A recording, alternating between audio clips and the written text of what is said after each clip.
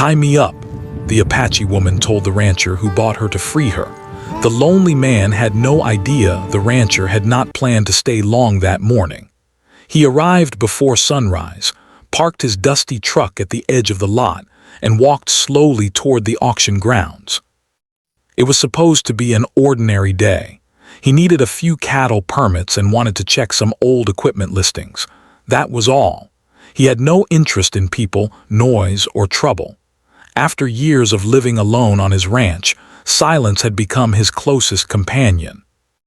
The auction was held on land close to a reservation boundary. It was not the kind of place people came for excitement.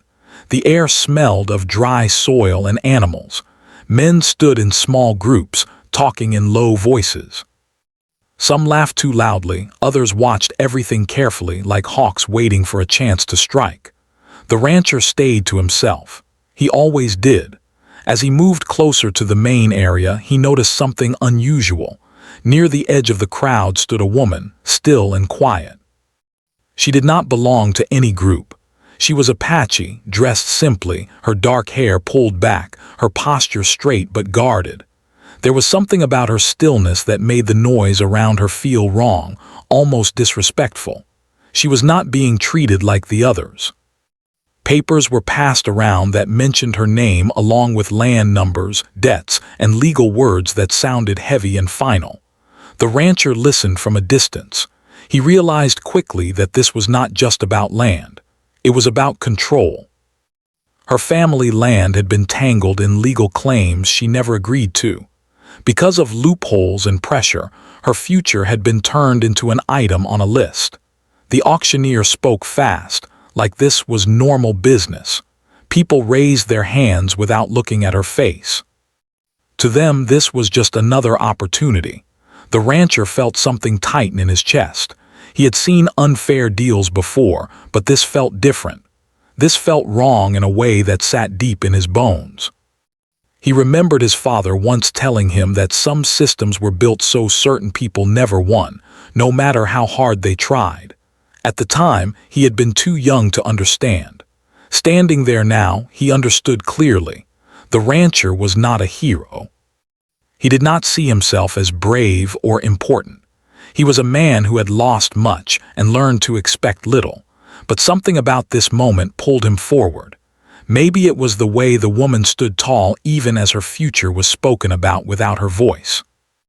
Maybe it was his own loneliness recognizing another kind of pain. The bidding began. The numbers rose quickly. Some men smirked, others calculated profits in their heads.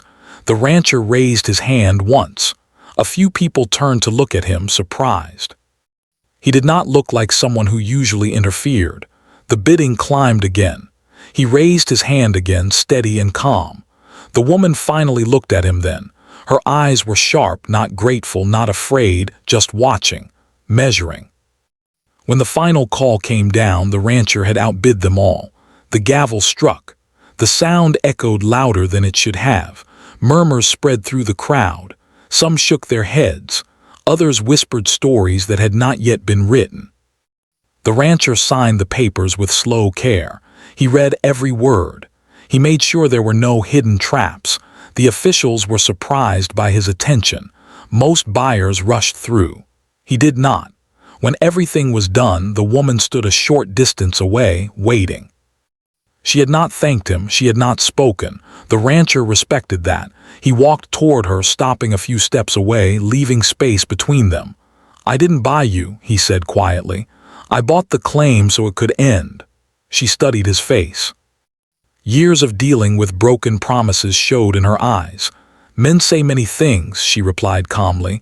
"I know," he said. "You don't owe me anything. You're free to walk away right now." That surprised her. She looked past him at the road, at the people still watching. Freedom, she knew, was not always as simple as walking away. There were eyes everywhere. There were people who would not let this go easily. "You don't understand what comes next," she said. "Then tell me," he answered. She was silent for a long moment. The noise of the auction faded behind them. Finally, she stepped closer, lowering her voice so only he could hear. If I walk out free and proud, they will follow. They will say you took what they wanted. They will come for me first." The rancher frowned. "Then what do we do?" She looked straight at him and said the words that would stay with him for the rest of his life. "Tie me up." He stared at her, shocked. "No," he said immediately. "I won't do that." "It's not what you think," she replied. "It's what they expect to see. A story they already believe. If I look like property, they will not ask questions. They will not follow." The rancher felt sick.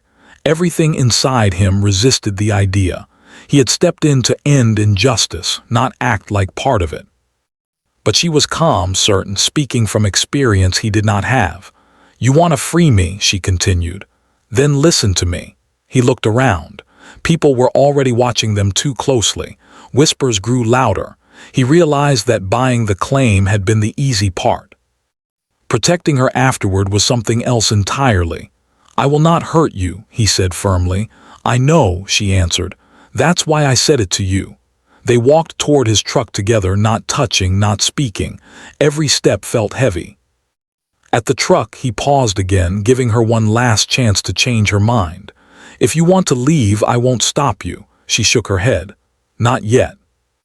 He used rope from the back of his truck, clean and loose, tying her hands carefully, leaving space, making sure she was comfortable. His hands shook, not from fear, but from the weight of what this meant. She did not flinch. She did not lower her head. As they drove away, the rancher kept his eyes on the road. He had come for paperwork and routine business. He was leaving with a responsibility he had not expected and a truth he could not ignore. Behind him, the auction faded into dust. Ahead of him lay a road he had never planned to walk, one that would change both their lives in ways he could not yet imagine. He drive away from the auction grounds felt longer than it should have. The road stretched ahead, dusty and uneven, cutting through dry land and open sky. The rancher kept both hands tight on the steering wheel. He did not turn the radio on. He did not speak. The sound of the engine and the tires on gravel filled the silence between them. The woman sat quietly in the passenger seat, her hands resting together, the rope loose and carefully placed. She stared out the window, watching the land pass by like she had seen it many times before. She looked calm, but inside she was alert. Every bend in the road mattered. Every passing truck was counted. After several miles, the rancher finally spoke. "If at any point you want this stopped," he said slowly, "tell me, I will pull over." She nodded once. "I will." They drove on. A pickup truck appeared in the rearview mirror, following a little too closely. The rancher noticed it immediately. His shoulders tightened. "They're watching," she said quietly without turning her head. He swallowed. "Should I speed up?" "No," she answered. "Act normal." Fear makes people curious. The truck stayed behind them for a few miles, then turned off onto another road. The rancher exhaled, not realizing he had been holding his breath. "This is why I said what I said," she continued. "People don't like loose ends. They do like when control slips away." "I didn't think about all this," he admitted. "I thought once the papers were signed it was over." She gave a short, humorless smile. "For people like me, it is never over that easily." They crossed the county line as the sun climbed higher. The land became quieter, emptier. Fences stretched far into the distance. The rancher's property lay another hour ahead. "Why did you really do it?" she asked suddenly. He glanced at her. "Do what?" "Raise your hand." "You could have walked away like the others." He thought for a moment. "Because I've seen what happens when good people stay silent," he said. "And because you looked like someone who had already been silent too long." She studied him again, like she had at the auction. "You're different," she said, "but different doesn't always mean safe." "I know," he replied. "I won't ask you to trust me. I'll just try to earn it." The road narrowed as they turned onto a dirt path leading to the ranch. The land opened wide around them, quiet and still. No neighbors nearby, no crowds, just wind, fences, and the low sound of animals in the distance. When they arrived, the rancher parked near the house and turned off the engine. For a moment, neither of them moved. "You can untie me now," she said. He nodded and carefully loosened the rope, sliding it away without touching her skin more than necessary. When her hands were free, she flexed her fingers slowly, checking circulation. There was no fear in her movements, only habit. "Thank you," she said, not as gratitude but as acknowledgement. The rancher stepped back, giving her space. "The guest room is ready. There's food in the kitchen. You can rest or leave, your choice." She looked at the house, then at the land beyond it. "I'll stay tonight," she said. "It's safer to move in daylight." "Of course," he replied. Inside the house, everything was simple, clean, worn furniture. No decorations except old photos and tools hanging neatly on the walls. It was a home built for work, not comfort. She noticed everything, the order, the absence of excess, the way he moved carefully around her, always keeping distance. They ate in silence at first. Then she asked, "Do people know you bought the claim?" "Some," he said. "Word travels fast out here." "They will come," she said. "Not today, but soon." "I'm ready," he replied, though he wasn't sure that was true. That night neither of them slept well. The rancher lay awake listening to every sound outside. The woman sat by the window in the guest room, watching the moonlight touch the land that had once belonged to her ancestors. Morning came quietly. The rancher made coffee. The woman stepped outside, breathing deeply, touching the earth with her bare hands. "This land remembers," she said softly, "even when people forget." Later that day, a car appeared at the edge of the property, then another. The rancher stood on the porch, calm but firm. The woman stayed inside, watching from a distance. Two men approached, polite smiles hiding sharp intentions. "We heard you made a purchase yesterday," one said. "I did," the rancher answered. "Some confusion about it," the other added. "We'd like to clear things up." "There's nothing to clear," the rancher said. Everything was legal. Their eyes drifted past him, searching. "Where is she?" "Safe," he replied. They left after a while, but not before making quiet threats wrapped in friendly words. When they were gone, the woman stepped onto the porch beside him. "This is what I meant," she said. "Now you're part of it." "I chose that," he replied. "I won't back out." She looked at him for a long time, then she said, "Then we stand together, for now." As the sun dipped low again, both of them understood something had changed. This was no longer about a single act of kindness. It was about facing a system that did not like being challenged. And neither of them was alone anymore, not in the way they had been before. The days at the ranch settled into a rhythm that was quiet, yet tense in a way the rancher had never experienced before. She did not rush to trust him, nor did she expect comfort or friendship. Every movement, every word seemed measured and deliberate. He respected that, giving her space to breathe, space to exist on her own terms. He had learned long ago that freedom meant choice, and he would not take that away, even if she had already been trapped by so many before him. She rose early before sunrise and stepped outside to feel the land. The cool air brushed her face, carrying the scent of dry earth and morning dew. Her ancestors had walked lands like these, she often thought, and she could almost hear their voices in the wind. The rancher watched her from the porch, careful not to disturb the quiet moment. He was learning patience, something he had never had to practice before. Breakfast was simple, shared in silence. They did not force conversation. She observed him as he worked, noticing the precise way he moved, the way he handled animals, the way he respected the earth. In return, he observed her. He noticed how alert she remained, how her eyes scanned the horizon, how she treated every small detail with care.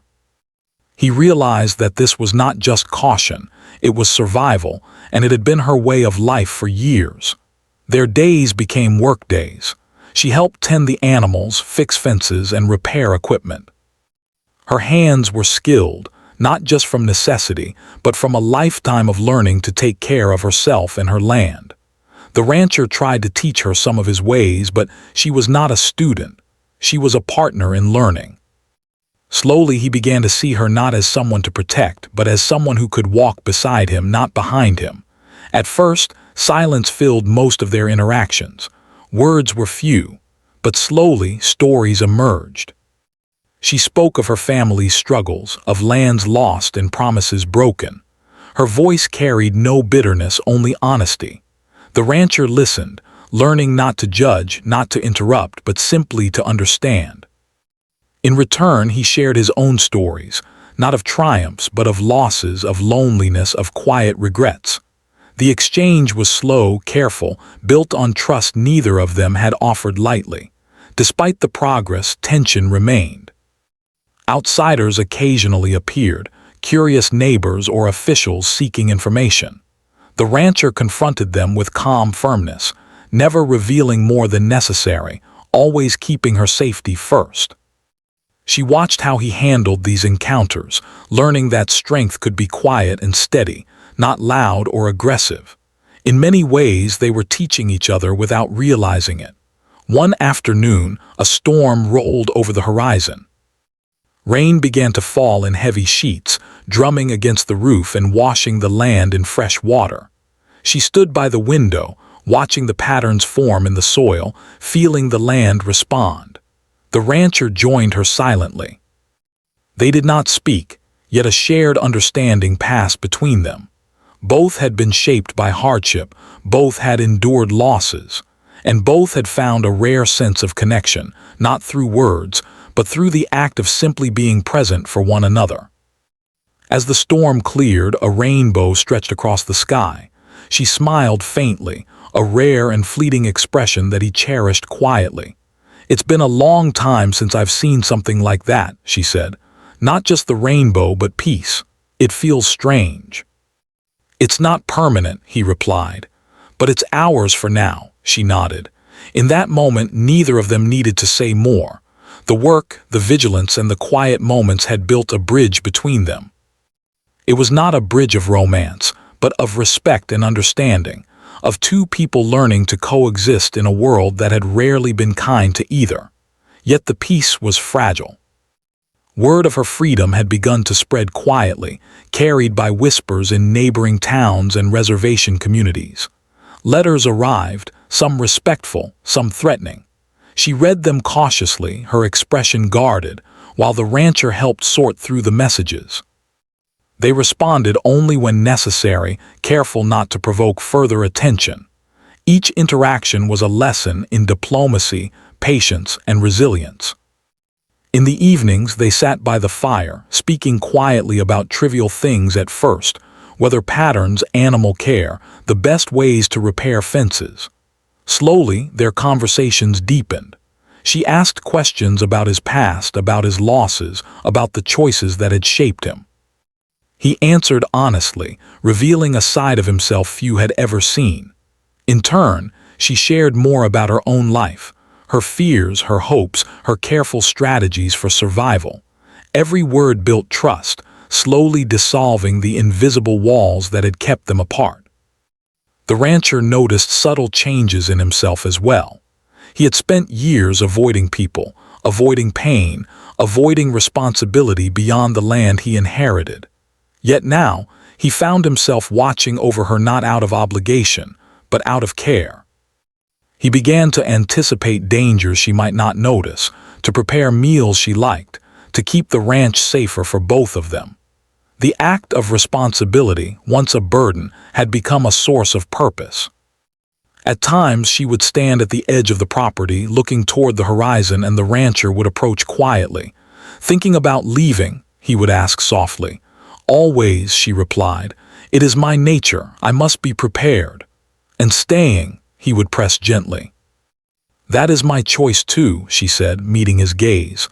"For now, this feels right, but I will not be trapped again." The rancher learned to accept this. He could not protect her from everything, nor would he try. He could only stand beside her, offering trust and support where she allowed it. In doing so, he learned lessons about patience, humility, and the quiet power of freedom that could not be granted, only respected. As weeks passed, they began to anticipate each other's movements and needs. Tools were passed without words. Animals were fed without instruction. Even the land itself seemed to respond to their harmony, fences standing straighter, crops growing steadier. They had found an unspoken rhythm, a way of life that allowed both freedom and safety to coexist. But even in this fragile balance, tension lingered. Letters still arrived, strangers occasionally appeared at the boundary, and she remained alert, always scanning for danger. The rancher had to learn the subtle cues, how she tilted her head, how her eyes shifted, the quiet signals that told him something was wrong. Together, they created a system, a partnership built not on dependence, but on mutual vigilance and understanding. One evening, as the sun set, she approached him with a calm expression. "We are ready," she said. "Whatever comes next, we face it together." He nodded. For the first time in years, he felt a quiet certainty.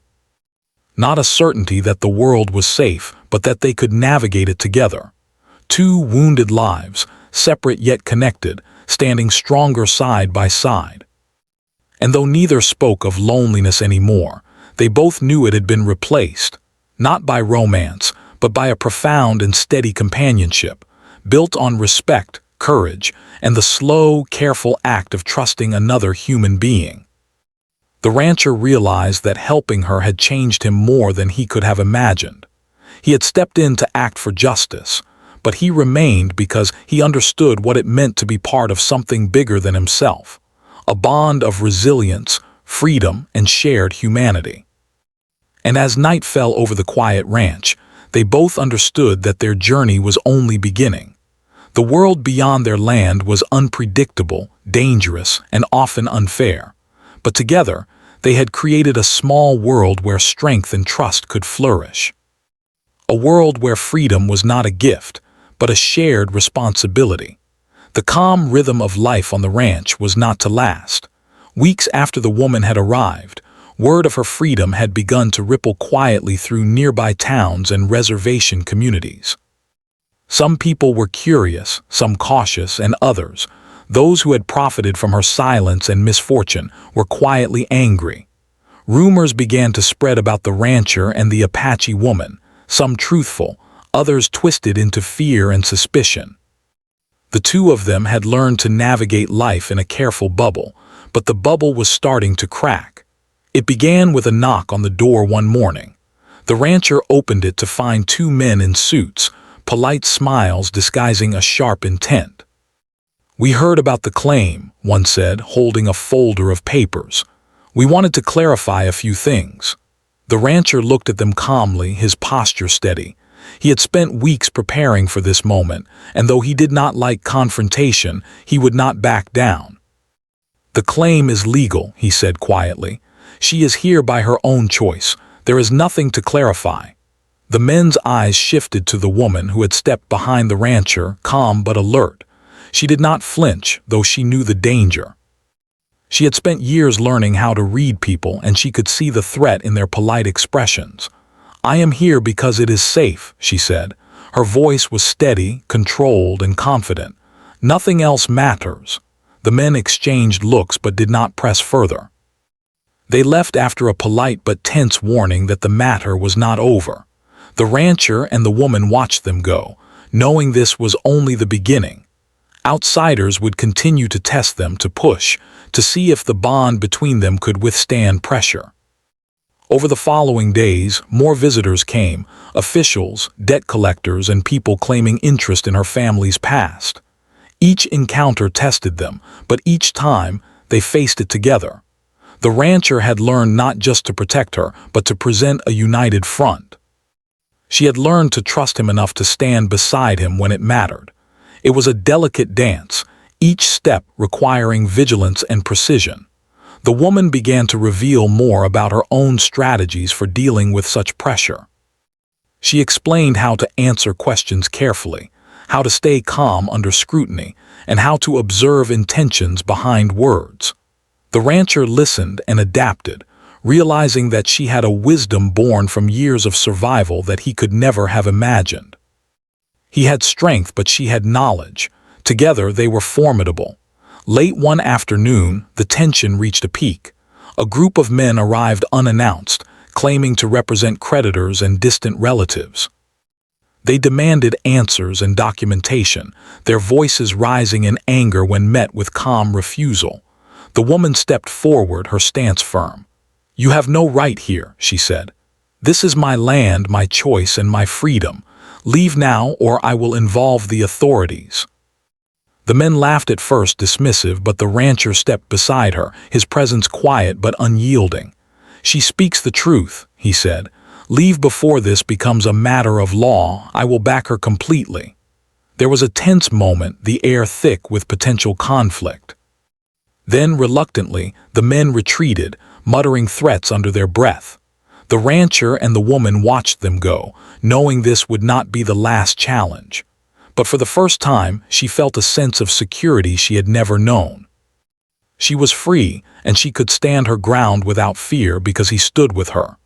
Even with the external threats, life on the ranch continued. They worked together on the land, fixing fences, tending animals, and maintaining order. These ordinary tasks became extraordinary acts of trust and cooperation.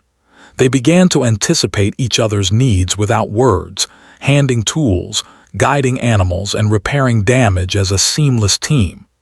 Despite the daily work, the woman remained cautious. She never let her guard down completely. She would watch the horizon for signs of trouble, check messages carefully, and avoid giving outsiders any opportunity to question her freedom. The rancher learned to respect this caution. He no longer saw her need for vigilance as fear, but as wisdom. One evening, as the sun dipped low, a letter arrived. It was from distant relatives claiming ownership of land she had long forgotten. The letter was polite but clearly meant to intimidate. She read it silently, her face calm, though the rancher could see the tension in her jaw. "They are testing me," she said quietly, "seeing if I will react the way they expect." "You won't," the rancher said firmly. "Not alone and not with me." Together they prepared a response, carefully worded and legally sound. They spent hours crafting it, making sure every detail was accurate. The act of preparation strengthened their partnership. The woman realized she could rely on him not just for protection, but for counsel and support. The rancher realized that standing with her required more than courage. It required understanding, patience, and careful thought. Over time, their bond deepened, not in words of affection, but in shared strength. The woman began to trust that he would not leave when challenges arose. The rancher began to understand that her independence was not a threat to him, but a complement. They had created a balance that allowed both freedom and safety to coexist. The outside world continued to intrude occasionally. Strangers would drive by, officials would call, and rumors would spread. Each time, the rancher and the woman faced it together, calmly and deliberately. Their partnership was tested repeatedly, but each test strengthened their trust and resolve. One afternoon, after a particularly tense encounter with a visiting official, the woman turned to him. "I did not expect this," she said. "I thought freedom would be simpler." "It never is," he replied. "But simplicity isn't what matters. Survival is." She nodded thoughtfully. "And I have learned that survival is not just about being alone. It is about choosing who stands with you."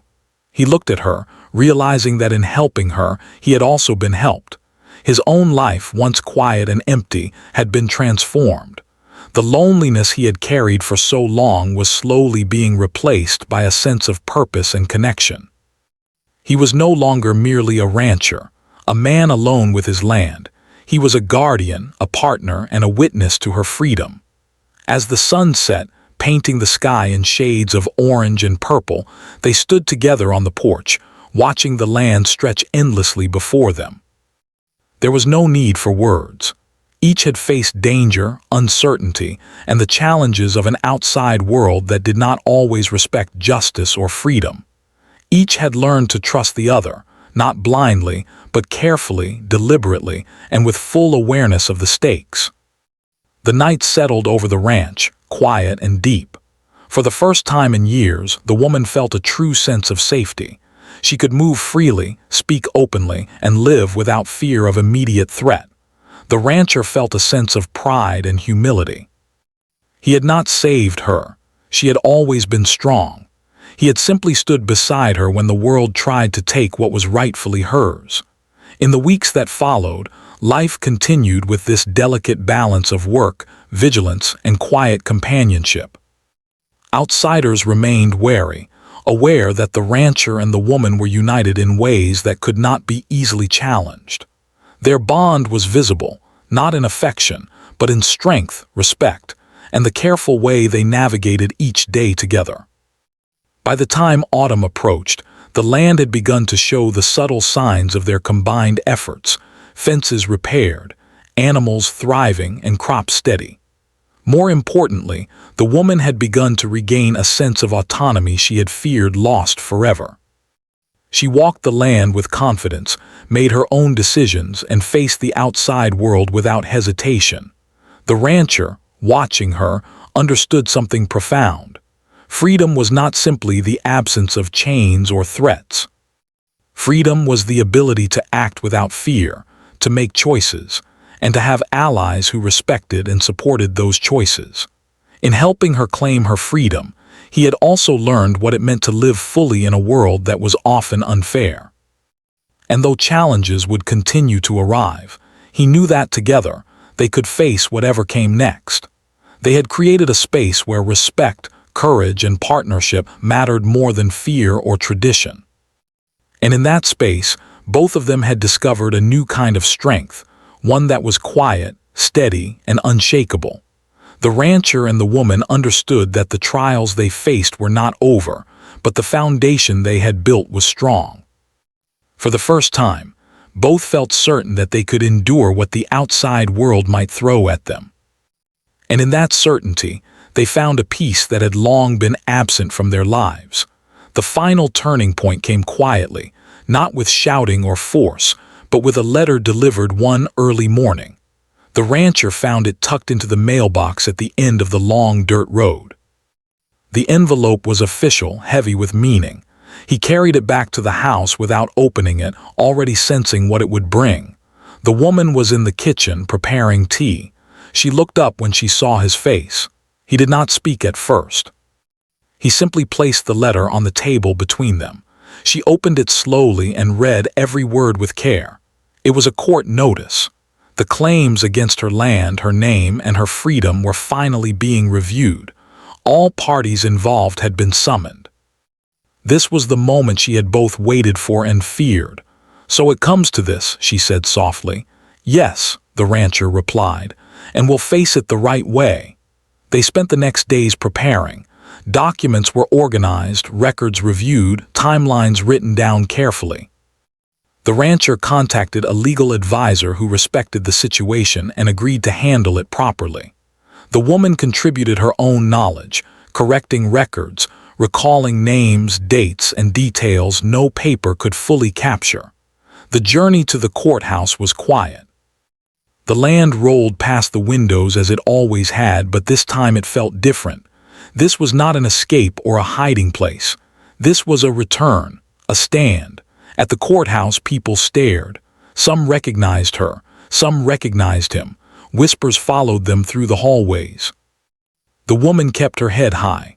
The rancher walked beside her, not in front, not behind. Inside the courtroom, the air was heavy. Those who had once spoken for her without her voice were now forced to listen. Claims were read. Accusations were made. Old contracts were questioned. Some tried to twist the truth, but the documents, the timeline, and her testimony stood firm. When it was her turn to speak, the room grew quiet.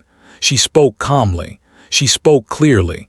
She spoke not with anger, but with strength. "I was never property," she said. "I was never silent by choice. I stood when I could, and I survived when I had to. This land, this name, this life, they were always mine." The rancher listened, his hands folded tightly. He felt no need to speak for her. She did not need that anymore.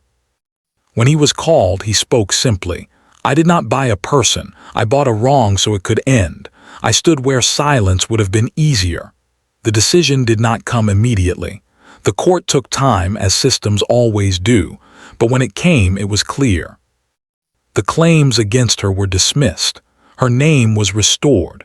Her freedom was recognized not as a favor but as a right. Outside the courthouse, the air felt lighter.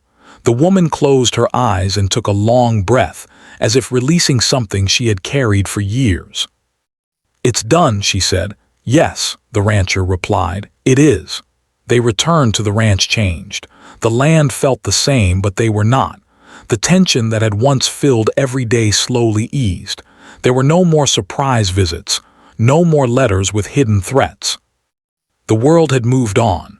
With the quiet came a new question, one neither had spoken aloud yet. One evening, as the sun set low and painted the sky in soft colors, the woman stood at the edge of the property. The rancher joined her, already knowing what she was thinking. "You're going to leave," he said gently. "Yes," she answered. "Not because I have to, because I choose to," he nodded. "I expected that." "This place kept me safe," she continued.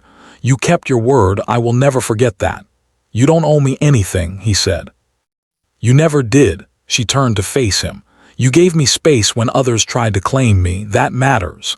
They spoke quietly about practical things, where she would go, what she would do next. She had plans now, real ones, work connected to her people, land restoration projects, teaching younger voices how to stand without fear. On her last morning at the ranch, the air was cool and still. She packed lightly. She did not rush. The rancher helped load her things into the truck. When everything was ready, they stood facing each other, the space between them full of unspoken understanding. "You changed my life," he said honestly. "You changed mine too," she replied. "But not by owning it, by respecting it." She held out her hand. He took it firm and steady. Then she left. The dust settled slowly after her truck disappeared down the road. The rancher stood there for a long time, watching the horizon. Life returned to its quiet rhythm, but the silence was no longer empty. The rancher worked the land as he always had, but with a deeper sense of purpose. He stayed connected to the wider world now. He spoke up when he saw injustice. He no longer turned away. Sometimes letters arrived from her, updates, progress. Gratitude not as debt but as connection. He kept them carefully, rereading them on long evenings. The land thrived. The fences stood strong. The animals were healthy. But more than that, the rancher himself had changed. Loneliness no longer defined him. He had learned that standing for what is right even once can reshape a lifetime. Far away, the woman walked freely on land that remembered her name. She spoke openly. She led quietly. She carried no chains, visible or hidden. They did not end as a story of rescue or romance. They ended as something rarer. Two lives crossed at a moment of injustice. One chose to stand. One chose to rise. And because of that choice, both walked forward stronger than before. Freedom was never something given. It was something claimed and respected.